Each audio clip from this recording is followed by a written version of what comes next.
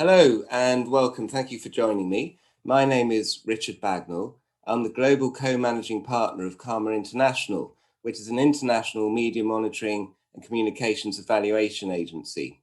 I'm also the chairman of AMEC, which is the global professional body for organizations that have an interest in anything to do with communications measurement and evaluation. And part of my role, I sit and advise the UK government, the Cabinet Office, as part of their Evaluation and Strategy Council, where we meet 3 times a year and work with different government departments and advise them on how to plan and how to measure in a meaningful way. And that's where I want to begin, with the head of the UK's Government Communication Service, Alex Aitken. Alex was brought into the government communications role back when the coalition government came in 2010, I believe it was. And he was, or the Government Communication Service were asked, what do you do for us? How much money do you cost? And what do you actually achieve? And they weren't able to answer these questions. And the incoming government, in the age of austerity, said, well, you know what? We're going to cut that budget in half and try and be effective with that. They brought Alex in to bring shape and discipline to government communications.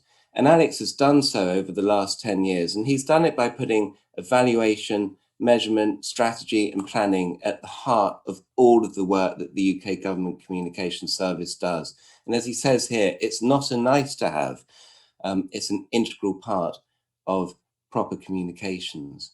And Alex likes to talk. One of the things that he really saw when he came into government comms was that there's too much of this, SOS. What does he mean by SOS? Well, too much just sending out stuff. What does he mean? He means that it's too easy to get embroiled in just tactics and activity and just doing stuff for the sake of doing stuff. And there wasn't enough taking a step back and having a think about what it is that we're actually trying to achieve. What is it that we're really trying? What are the dials that we're trying to turn? What is it, therefore, that we need to understand and to measure if we're going to show that we've been effective? And my message to everybody around the world today, in this awful age of coronavirus that we've all been going through, is that we face the perfect storm. If we cannot, as communicators and policy professionals, get this right, then we are in real trouble. We cannot just continue to do stuff without taking a strategic view on what it is that the stuff that we're trying to do should be. We can't just measure activity as some form of proxy for showing effectiveness. We can't just do stuff and count stuff. We have to really work out how to measure what matters. So how do we do that? And I want to take a very quick step back and just think about some of the terminology that we use when we measure communications effectiveness. So we talk about outputs. There are 3 broad buckets I'm going to talk about now: outputs, outtakes, and outcomes. But let's start with outputs. Outputs is everything to do with the stuff that we generate. So the content, whether it's the social media, digital media, whether it's paid, earned, shared, or owned, all the content that's generated, whether it's print, whether it's broadcast, whatever it might be, all that content that's being said about your organization. That's the stuff. That's the outputs. From there, we're interested in what we call the outtakes. And very broadly, the outtakes is once someone has read, seen, heard, watched this content, what do they now think? Like this lady in the moment, is she now more aware? Is the reputation of the organization that you represent being increased? Is she going to advocate for the organization? So what do people think? So having seen, watched, and heard the stuff, the outputs, what do they now think? And then, of course, it's about the outcomes. What's happened in public policy? Have we saved lives? Have we driven awareness? Have we brought costs down? Whatever it might be that the ultimate ambition is. And the problem that we have as communicators these days is that most of the tools that have flooded into the market to help us with this work all sit over here on the left. They all count stuff. They count the output metrics. and they look beautiful. They've got nice charts and nice dashboards, and you can drill into them, and numbers flash up, but they're activity counters.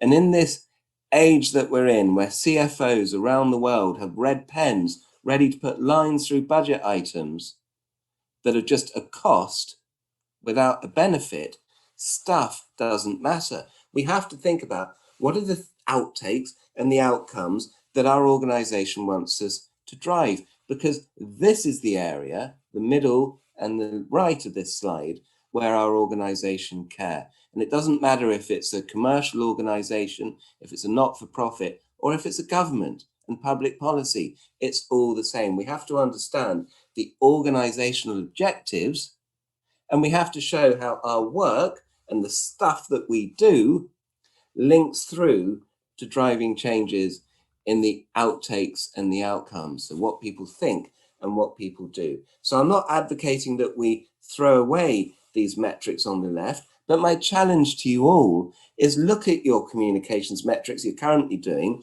And if you find that you're just only on the left of this slide, you're just counting stuff, then you need to start thinking about, well, how can I link the stuff that I do through to the outtakes and the outcomes that the organization that I represent actually cares about? So how do we do that? Well, I've only got 10 minutes. So very quickly, in a nutshell, I mentioned I'm chairman of AMEC. AMEC, this professional body of communications evaluation experts. We exist to help drive better education and awareness all around the world. And we do that through enormous spending and resource on educational initiatives, because we believe that a rising tide lifts all ships, hence the picture on this slide. When the tide comes in, all of the boats rise, everybody becomes better, everybody benefits from that. So we've produced a number of educational initiatives, which are all on AMEC's site, which is at amecorg.com. So do go and take a look, www.amecorg.com, and take a look at some of our educational initiatives. But key ones I wanted to flag to you. First, the integrated evaluation framework. This was developed with a combination of different trade associations and experts and academics and vendors and PR practitioners, in-house practitioners, and leading not-for-profits and arm's length bodies were all involved. The UK government GCS was involved with this as well. And it's a best practice approach to linking the organization that you represent's objectives to your comms objectives, through to measuring your outputs, your outtakes, your outcomes, and then showing the impact that you've had on your organization, and doing that across paid, earned, shared, and owned. All of those different channels to our audiences that we have to think about now. And it also teaches us the importance of setting a meaningful plan and targets, defining targets up front. So I've put together an image of how it might look. And for the sake of time, very quickly, you've got 3 sections: preparation, implementation, measurement, and insights. If you look in the gray circle around the edge, and then you start from 12 o'clock. You start with your organizational objectives, you link your comms objectives, you align them. Then you understand what we call the benchmark stuff, the target audiences, your strategy, your plan, define success. At the bottom at 6 o'clock, we implement, and then you'll see there we've got the outputs, the outtakes, the outcomes. We link those things together, tell a meaningful measurement story, and then we're able to show the impact on our organization. Now, businesses like mine at Karma, we exist to help our clients measure in a meaningful way, to move beyond just counting the stuff that's easy to count to measuring what really matters. And this is an example of how we might do that for a client. So we simplify the framework, but we follow that best practice. So the objectives, as you can see, I'm not going to read it all out to you, but the objectives leading through to the tactics and the plan, then some metrics that we might measure as the outputs. But importantly, we've linked here the outtakes and the outcomes together to show the real impact that we're having. This is the type of work that Karma does, working with all sorts of organizations around the world, commercial through to public and public sector organizations as well. A couple of case studies. Do go and download them. Karma.com/vaccines, karma.com/Captain Tom, two very relevant case studies, all to do with obviously the COVID-19 pandemic, and showing how we don't just measure outputs, but how to link those outtakes and outcomes together as well. And if you're interested in this, then we'll be doing a webinar later, which will be available on Catch Up. You'll be able to watch it here. It's actually happening as I record this. It's happening this week, but when we go live at the event, it will have happened in the past. But the Government Communications Service will be talking about how they measured the uptake of vaccines. And Karma did a report looking at 12 different countries around the world, how the government communicated, what impact that had on trust and advocacy by different regions, and how that led through to the ultimate outcome of all, which was vaccine take-up. So, as I conclude, remember again the words of Alex Aitken, the head of UK Government Communication Service. This is not a nice to have. It's an integral part of communications. If we're not going to have our budgets cut in half in the age of austerity, driven by the cost that COVID has incurred upon the whole world, we have to measure in a meaningful way. And we do that by linking our work, not just counting the activity and the stuff, but by linking it through to what we drove in terms of what people think, and then ultimately what they did. I hope that's been useful, and I look forward to speaking with you all. Thank you very much.